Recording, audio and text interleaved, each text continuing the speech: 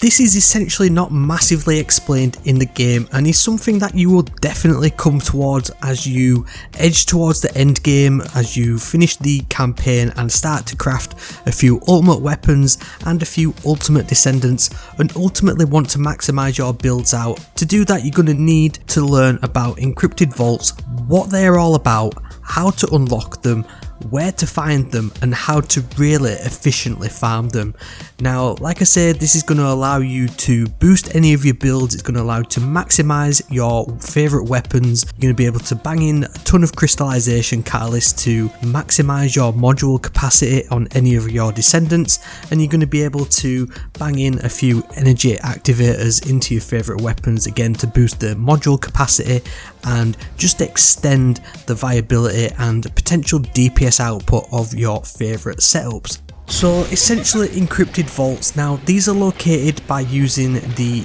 archive scan, and on doing that, once you are in one of the various areas within the First Descendant, then if there is a encrypted vault nearby, then you'll start to hear various levels of beeps. Now, another indication on the map is that there are also some glowing holograms that you've likely seen on the floor. Now, if you are near one of these glowing holograms, then this is going to really indicate that you are really close to one of these encrypted vaults, and these are generally located in caves and secluded areas in the various locations in the First Descendant. Now, an encrypted vault might not be what you think it is, and if you haven't seen one, essentially it is a robotic loot chest, and these offer various resources and rewards depending on the level of access key that you have to unlock it, and also the rewards vary depending on which area you are in, offering some of the rare materials and upgrade materials that you're going to need for specifically the crystallization catalysts and the energy activators, as well as any of your blueprints for your ultimate descendants and stuff like that. Now, also with the archive scan, there'll also be a little bit of a faint line indicating whether you need to go up or down from where you are to locate the encrypted vaults. Now, there is 3 levels of encrypted vaults that you can find on the various maps, and these will essentially be opened by the various levels of either code breakers or code analyzers that you can find basically on defeating any enemy within the game. Now, the code analyzers are the ones that I used to open up the encrypted vaults on the normal mode of the maps, and the code breakers are used to open up any of the encrypted vaults in the hard modes of the map. Now, like I said, the materials will change within them depending on the location, and on using your code breaker or code analyzer, this will essentially unlock it and activate a minigame within that encrypted vault, with the difficulty varying on the level of breaker or analyzer used, and they go from your basic white, your blue, up to your purple, which will be your ultra precision code breaker or analyzer, and the difficulty of them tasks can vary quite massively. Ultimately, a successful or unsuccessful completion of one of these encrypted vaults will consume the breaker or analyzer, so you can't keep going again and again. You will essentially burn through your breakers or analyzers. But if you do get a successful one, then this will drop a varying amount of the material relevant to the zone that you are in. So for example, if you've been farming for Ultimate Bunny and you've been looking for these encrypted vaults in Fortress,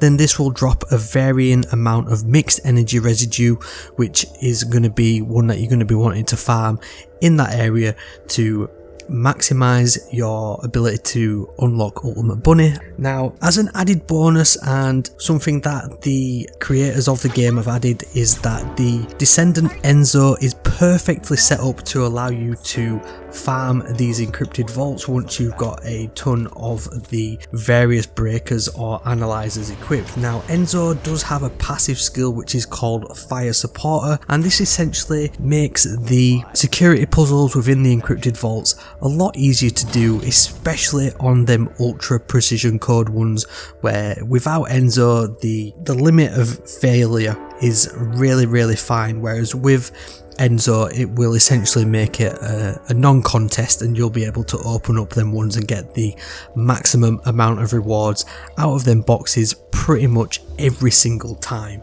Now, in terms of the breakers and analyzers, then these can essentially be found throughout the game, and if you've been playing through the campaign up until you are hitting the end game, you will probably have a fair few breakers and analyzers depending on what type of content you've been playing. Whether you've been jumping into some of the hard mode content as soon as you've finished a campaign, you'll probably have a few of these sitting in your consumable tab, and you can find them under the miscellaneous tab, and they'll all be there in all their glory.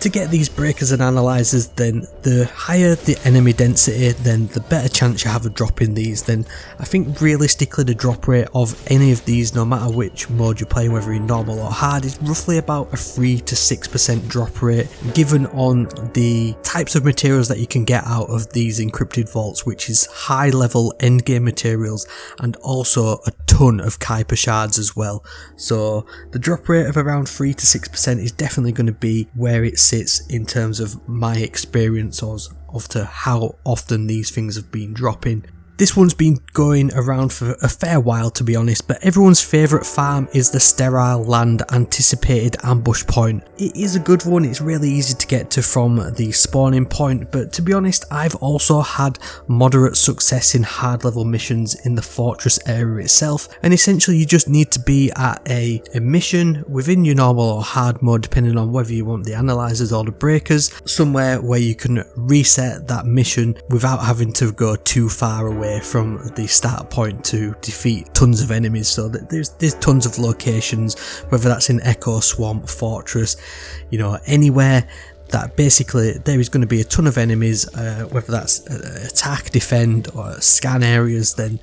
any of them areas that you're going to be willing to repeat, then you're going to get a good handful within, you know, 30 minutes up to an hour, and then that will allow you to farm the required encrypted vaults in the locations that you require, for whether that's for your crystallization catalysts or your energy activators or any of them descendants or weapons that you're going for specifically.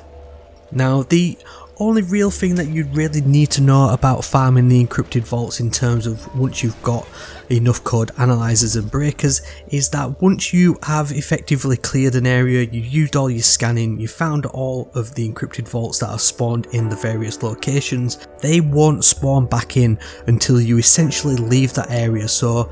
if you are farming a location, just move from one spawn point to the next, refresh the area, do a search in that area, and then once you've pretty much got down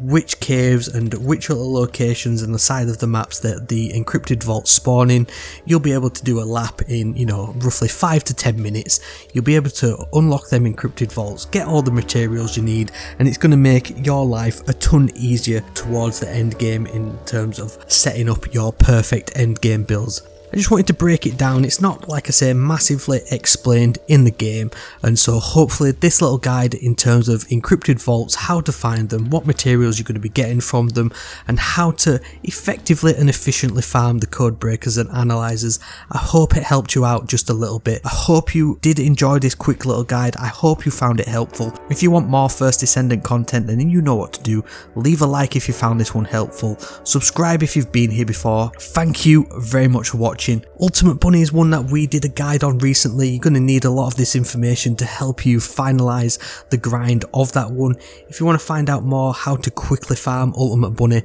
then you want to check out this next video.